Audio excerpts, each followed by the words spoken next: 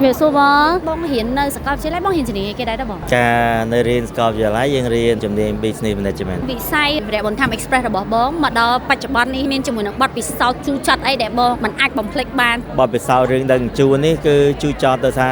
ជំនាន់មុនផ្លូវពីកោះកុងមកភ្នំពេញគឺនៅផ្លូវរអិលឡើយអញ្ចឹងយើងត្រូវបើកឡានខ្លួនឯងបើកឡាននៅភ្ញៀវខ្លួនឯងអញ្ចឹងយើងបើកឡានចេញពីកោះកុងមក9ជួនកាល9ភ្លឺជួនកាល9យប់បានដល់ភ្នំពេញនោះបើប្រាប់ថាឥឡូវផ្លូវពិបាកអញ្ចឹងគេអត់ជឿថាយើងលេងមានផ្លូវអញ្ចឹងតែជំនាន់មុនយើង provide service ទៅភ្ញៀវហ្នឹងគឺតាមរយៈជាតកង់ឡានខ្លួនឯងជា driver ខ្លួនឯងបាទហើយបើកជូនភ្ញៀវខ្លួនឯងទៅវិលហើយបកមកវិញត្រូវតែមើលផ្ទះសំណាក់បន្ថែមទៀតបើសិនជាឲ្យនិយាយរៀបរាប់ពីអ្វីដែលបងមានមោទនភាពជាងគេវិញតើជាអ្វីដែរទៅមោទនភាពជាងគេដែលយើងម្ដងថ្ងៃនេះជាក្រុមហ៊ុនកូនខ្មែរមួយដែលយើងមិនត្រឹមតែ strong នៅក្នុងប្រទេសទេហើយយើងអាចស្មើមុខស្មើមាត់ហើយឈរជើងទៅឆាកអន្តរជាតិនៅពេលដែលបងទៅប្រទេសក្រៅទៅអឺរ៉ុបក៏ដោយទៅជប៉ុនក៏ដោយទៅប្រទេសនៅអាស៊ីក៏ដោយចូលអង្គប្រជុំមួយឬក៏និយាយពី business មកគឺយើងនៅ level មួយគេហើយជាប្រើមួយដែលថាយើងមិនដែលគិតថាយើងនឹងអាចឈរស្មើមុខស្មើមាត់ហើយនិយាយពី business មួយគេបាន business management និយាយពី international business និយាយពី local behavior គឺ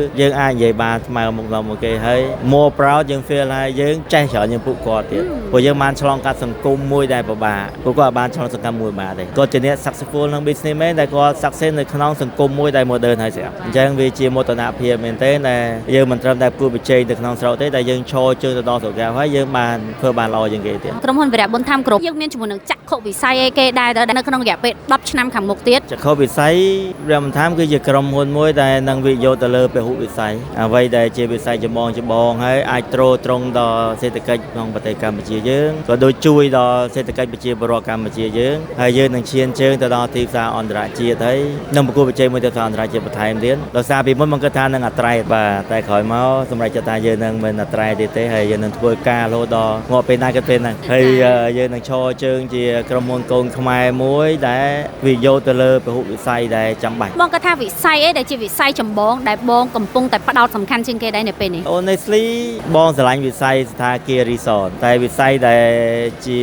ចម្បងសម្រាប់រយៈបន្ថែមពេលនេះគឺវិស័យដឹកជញ្ជូនអញ្ចឹងយើងបានវិនិយោគទៅលើដឹកជញ្ជូនផ្លូវទឹកផ្លូវគោកហើយហ្នឹងបន្តទៅផ្លូវអាកាសអញ្ចឹងវិស័យចម្បងគឺយើងអាចថាវិស័យដឹកជញ្ជូនបើវិស័យដឹកជញ្ជូនវាបានជួយទៅដល់គ្រប់វិស័យទាំងអស់ធ្វើការដឹកជញ្ជូនសូម្បីវិស័យសថាគារ resort ក៏ពិបាកវិស័យទៅលើកសិកម្មក៏ពិបាកវិស័យផលិតក៏ពិបាកអញ្ចឹងវិស័យដឹកជញ្ជូនគឺបាន cover ស្ទើរតែអស់នៅគ្រប់វិស័យកសិករនៅតាមខេត្តជាមួយនឹងវត្តមានរបស់វិរៈបុណ្យធម្មគ្រប់តើនឹងអាចចូលរួមទៅជួយដោះស្រាយបញ្ហាអីគេឲ្យពួកគាត់ជាចម្បងនាពេលបច្ចុប្បន្ននេះបច្ចុប្បន្ននេះយើងឃើញស្រាប់ហើយថាវិស័យកសិកម្មកម្ពុជាគឺជាវិស័យចម្បងមួយដែរហើយសម្រាប់បងប្អូនដែលគាត់នៅតាមខេត្តនៅតាមទីជនបទខ្ញុំជឿថាបងប្អូនទាំងអស់គាត់មានដីធ្លីទាំងអស់យ៉ាងណាក៏មានដីធ្លីមានកន្លែងតនេដែរអញ្ចឹងចង់ឲ្យគាត់វិនិយោគទៅលើវិស័យកសិកម្មពេលកសិកម្មផ្ដោតទៅលើការដាំដុះបន្លែផ្លែឈើចិញ្ចឹមមាន់ចិញ្ចឹមទាហើយព្រះបន្ថែមនឹងឈរជើងជាក្រុមហ៊ុនមួយគោលក្នុងការជួយដឹកជញ្ជូនកសិផលគាត់ហើយនឹងផ្សារភ្ជាប់ទីផ្សារពួកគាត់ពីតំបន់ផ្សេងៗទូទាំងប្រទេសមករាជធានីភ្នំពេញឬក៏ការចែកចាយទូទាំងប្រទេសព្រោះដោយឡែកជាក់ស្ដែងនេះគឺយើងបានបន្ថែមសេវាថ្មីមួយទៀតហើយគឺជាសេវាឡានត្រជាក់គឺពេលនេះគឺយើងបាន cover ទូទាំង25ខេត្តក្រុងហើយតាមស្រុកមួយចំនួនទៀតដូច្នេះដោយសារយើងមើលឃើញថាពួកគាត់លក់បន្លែគាត់លក់ត្រីសាច់គាត់លក់មាន់ដោយផ្សេងៗអញ្ចឹងគាត់ពិបាកក្នុងការដឹកជញ្ជូនផលិតផលដែលត្រូវរក្សាទុកក្នុងសេដ្ឋានពុទ្ធត្រជាក់អញ្ចឹងហើយគឺយើងបានផ្ដល់នូវសេវាថ្មីមួយទៀតគឺសេវាឡានត្រជាក់ទូទាំង25ខេត្តក្រុងហើយគង់ព្យាយាមបង្រៀនឲ្យគាត់លក់អនឡាញឧទាហរណ៍ឥឡូវគាត់មានមាន់ស្រែគាត់ប្រាប់ថាមាន់ស្រែអញ្ចឹងយើងអាចកម្មង់មាន់ស្រែពីគាត់ពេលថ្ងៃនេះអញ្ចឹងស្អែកព្រឹកមកដល់សេវាកម្មឡានត្រជាក់ហ្នឹងគឺកំពុងតែដាក់ដំណើរការមែនទេបងនៅវត្តសើតែប្រហែលជា3ខែហើយយើងចាប់ផ្ដើមពីខេត្តដែលមានកសិកម្មច្រើនដូចជាមណ្ឌលគិរីរតនគិរីបាត់ដំបងបៃលិនផ្សេងៗតែទន្ទឹមនឹងហ្នឹងមកដល់ថ្ងៃនេះគឺយើងបាន cover 24ខេត្តក្រុងនៅតែព្រះវិហារមួយទេដែលយើងនឹងចាប់ផ្ដើមក្នុងខែនេះមកគិតថាសប្តាហ៍នេះកម្ពុជាយើងកំពុងតែខ្វះខាតធនធានអីគេខ្លាំងជាងគេដែរធនធានដែលខ្វះខាតយើងមានច្រើនតែផ្នែកចម្បងដែលអាចរុញឲ្យប្រទេសកម្ពុជាឈានជើងទៅឆានរដ្ឋបានលឿនគឺវិស័យ technology ហ្នឹងហើយគឺបច្ចេកទេស technology ព្រោះយើងដឹងហើយ everything now is digital សូម្បីតែ AI ឬក៏អ្វីក៏ត្រូវការ digital ដែរអញ្ចឹងខ្សែចម្បងដែលថាដំបូងគេហ្នឹងគឺវិស័យ digital ហ្នឹងចាបងប្អូនពេលគាត់រៀនទី12ចប់ចូលទៅដល់សាកលវិទ្យាល័យគាត់គួរតែចាប់ជំនាញអីគេដែរ ទៅ សម្រាប់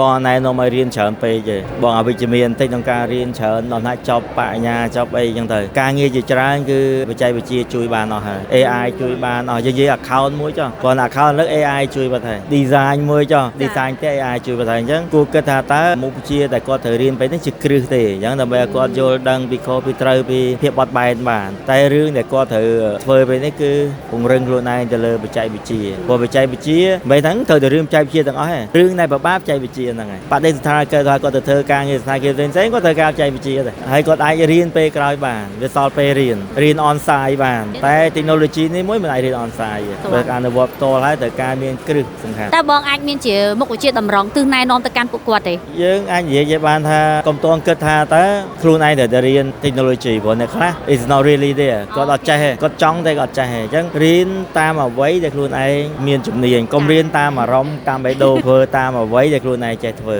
កុំតាមបេះដូងច្រើនពេកអ្នកខ្លះគាត់ជំនាញខាងទេសចរគាត់ទៅរៀនអីផ្សេងអញ្ចឹងតែអ្នកខ្លះជំនាញពេទ្យតែគាត់ថាអត់ចង់វារៀនយូរហើយគ្រប់វិស័យគាត់នឹងអាចមាន benefit ដូចគ្នា benefit ដូចគ្នាអញ្ចឹងរៀនអ្វីដែលជាជំនាញខ្លួនឯងកុំតាមចំណង់ចូលចិត្តច្រើនណា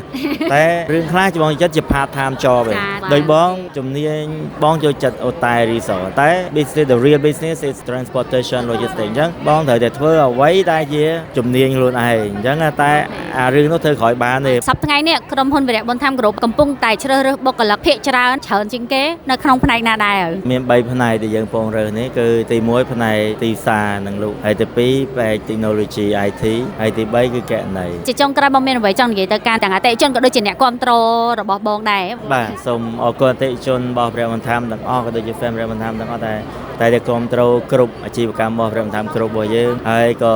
សូមឲ្យរក្សាបន្តការគ្រប់គ្រងបន្តទៀតហើយយើងសន្យាថាព្រះបន្ធាំជាក្រុមហ៊ុនកូនខ្មែរ 100% ហើយយើងនឹងចូលរួមជាមួយគ្នាក្នុងការអភិវឌ្ឍប្រទេសជាតិរបស់យើងពង្រីកសក្តានុភាពរបស់ប្រទេសកម្ពុជាយើងហើយក៏ដូចចូលរួមមួយគ្នាក្នុងការជួយប្រជាកសិករឬក៏ប្រជាជនកម្ពុជាយើងដើម្បីឲ្យគាត់មានសេដ្ឋកិច្ចកាន់តែប្រសើរជាងនេះហើយយើងទៅមុខមួយនេះក្នុង2030 2050ដើម្បីកម្ពុជាខ្លាចជាប្រទេសមួយមិនមែនជាប្រទេសក្រទេប្រទេសមាន អរគុណច្រើនបងអរគុណ